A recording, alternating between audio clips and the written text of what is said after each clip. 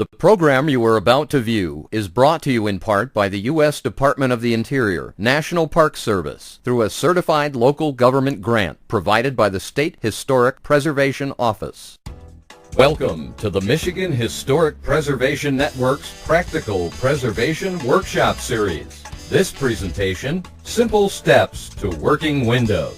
Today you have the unique opportunity to sit in with an elite group of contractors and learn a valuable skill. You will be taught by the best in the business. All instructors are professional licensed contractors who specialize in historic structures and materials. The workshop emphasizes the understanding of repair or restoration techniques through a hands-on demonstration. Viewers will learn what it takes to repair and restore wooden windows. With the right upgrades, window repair and restoration often provides the same or better energy efficiency than new windows, costs less than replacement, and protects the building's historic integrity. Let's join our elite team for your personal introduction to Simple Steps to Working Windows. Welcome to Kalamazoo, Michigan. My name is Mark Ferraro. And I'm Robin Adair. What are we going to do here today, Robin? Today we're going to be learning how to disassemble a historic double-hung window. What gives you the experience to do this job? My background comes from the North Bennett Street School, where I took a 2-year course in preservation carpentry. How about you, Mark? I've been in the window and door business for about the last 5 years, both repairing double-hung, casement, metal windows, and old doors to bring them up to modern-day efficiency. The house we are in now is from 1895, and it's been donated to us by a rental property agency so we could have a class on how to do so. And when we come back, Mark's going to show you how to disassemble the window. Thanks, Robin. See you guys later. Bye-bye. The mission of the Historic Preservation Network is to advocate for Michigan's historic places because they contribute to our economic vitality, sense of place, and connection to the past. Please support the Michigan Historic Preservation Network. Welcome back. Robin has left me now, so I'm going to be your instructor for the disassembly of the window. Robin may be back later as we get into shop work. This is a double hung window, upper sash, lower sash, showing that the window is not completely functional is why we have a board in to hold the sash up. We're going to go through components real quick. The pieces of glass that move in the frames are called sashes. Where the sashes go is called the jamb, and is what we're going to do is we're going to disassemble the outer stop, take the sash out, release the ropes, take the center stop out, release the back sash, release the rope, pull the ropes out, recondition the window, put it all back together so it works great. So the first thing we're going to do is going to put on our safety glasses, and we're going to get our spray bottle. And we're doing this to keep dust down so that we don't spread lead, because there's going to be lead in almost any house pre-1978. So what we're going to do is we're going to score so we get the trim piece out. So what we want to do is we want to weten that score line down so that any dust or chips that we create will fall directly down. We're going to take an X-Acto knife and we're going to cut at the two planes of the wood. The wood is going together like this, so we want to cut our groove down between the planes. And our first one is just going to be a light scoring, so we have a track for our next cut to go into. We want to do this completely top to bottom, because my rule is first do no damage. The cleaner I can cut this, the cleaner is going to go back together, the less painting we're going to have to do. After we score this line, we always have a lot of paint right here at the window stool and the bottom of the interior stop. So we want to make sure we get that nice and scored so it'll release when we get to there. Just the opposite at the top, we're going to have where the paint goes together from the upper stop and the side stop. So we're going to want to score that very lightly because we don't want to gouge the wood out. So we're going to do our second track down the side of the interior stop. And now I'm actually feeling my blade go behind the stop, so I know I'm getting it released.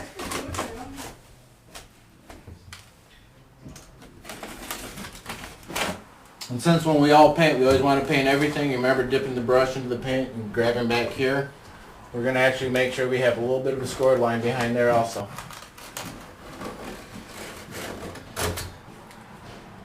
Now you can actually see I'm actually feeling it getting loose. So from this point on, I'm going to take a sturdy flat scraper. I'm going to find where I can stick that in. I'm going to take a second scraper and or pry bar. I'm just going to work that piece out so I start getting air gap in there. A lot of times these will be finished nailed, so you don't really know how many nails you're going to be dealing with. So just do it slowly. Again, do no harm. The slower you do something, the more time you'll have to recover before you damage something. When you get to this portion, you can go to the back side. Just so I don't scuff anything, any scuffing that I do from the back side isn't going to be seen.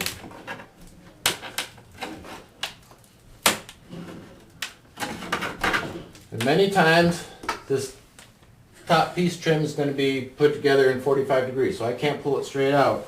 So I want to make sure my bottom's released.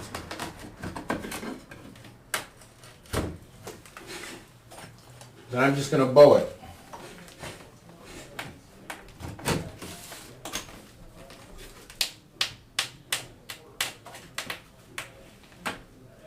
Okay, that's what we call the interior stop. We have it out. It's in pretty good shape. If you're going to remove the nails, try to pull them out from the back side so you still have your continual painted surface on the front. If you're going to strip these completely down, it really won't matter because you're going to be using wood filler to cover the holes that you created. Okay, now we have the side stop out. We can actually take out the bottom sash. This sash itself doesn't have any ropes on. They've been missing for probably quite a few years. So it's just as easy as picking it up and pulling it out. So, quick inspection of our lower sash. We have a couple loose joints, so we know that this sash is going to need a little bit of work.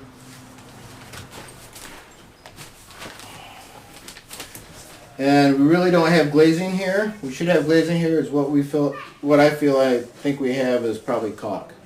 Very common in houses, especially that are worked on by their owners. They don't really understand how to use glazing or why to use glazing, so they buy DAP caulk and put it in a tube and squish it so it fits the window.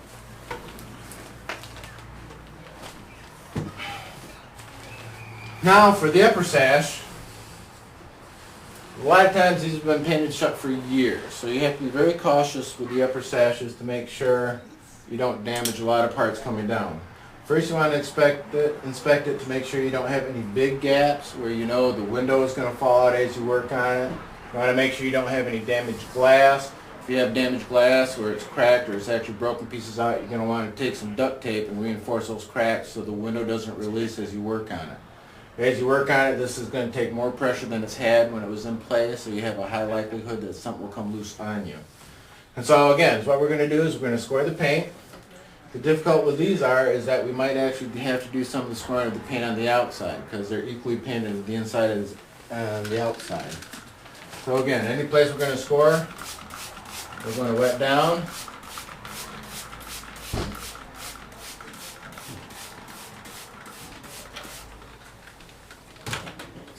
And then we're going to work into the two planes. Since my sash style is going in a plane equal to my center stop, I'm going to cut in this direction.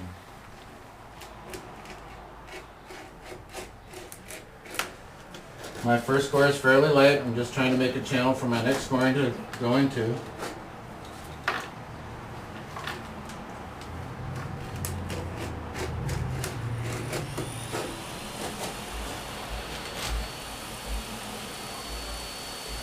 Okay, right here I'm feeling that they caulked this in because it doesn't feel like I'm cutting paint, it feels like I'm cutting something elastic.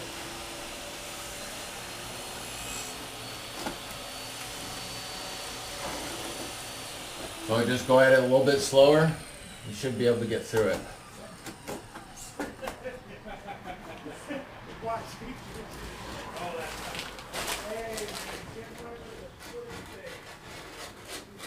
This will take a few minutes. If you do it cautiously, it's going to take you a little bit of time to make sure you have a clean cut.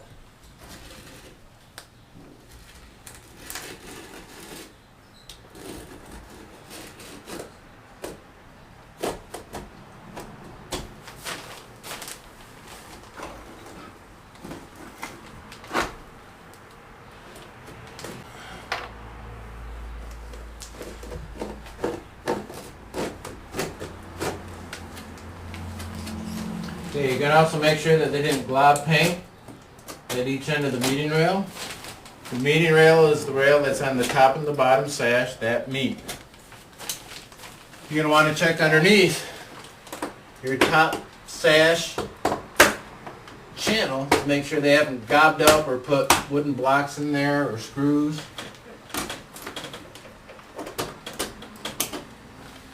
So I got that pretty well scored.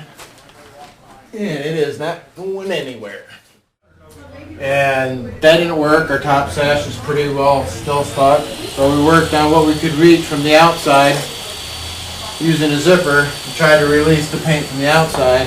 But that hasn't worked because there's too much paint buildup where I can't reach. So the solution to that is to take an X-Acto knife. We're going to notch out a little bit of the meeting rail so we can pull the center stop past it so we can release the top sash to remove it. We're going to cut a very shallow angle. Remove just a little bit of wood so we can tilt that center stop out. We want to be sure that we can see the back of the center stop. So we get a nice clear line there.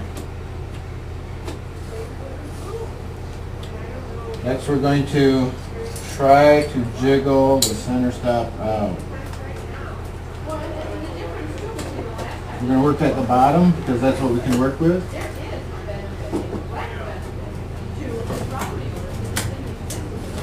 You can hear the paint crack. So we're making progress.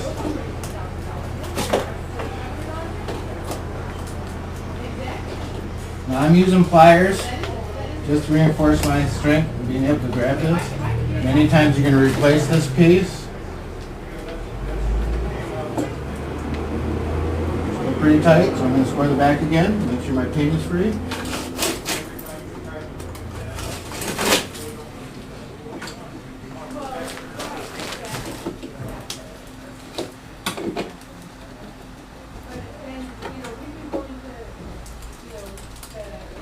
Okay, it's starting to come out. I'm not quite clearing the meeting rail, so I'm just going to take a little bit more out.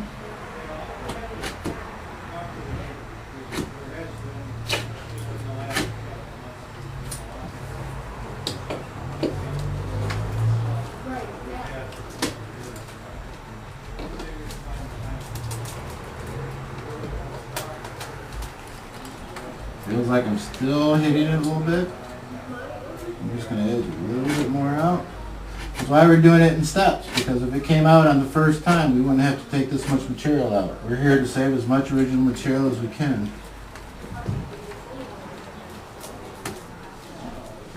Okay, feels like we're still getting stuck with some of this paint.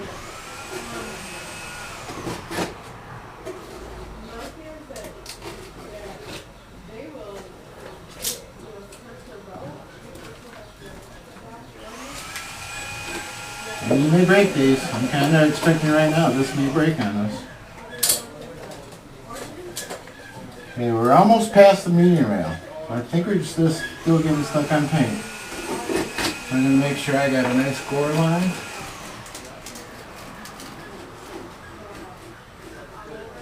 I'm going to try it again.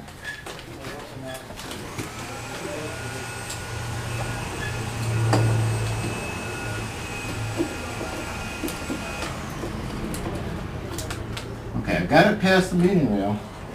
So I'm not putting as much pressure on that. I'm actually going to try to pry the center stop out. Sometimes this may take two hands. Keep the angle on the center rail so it's not meeting the... There we go. I think we've done it. Still going to pull very slowly because if I hear any snapping, there we go.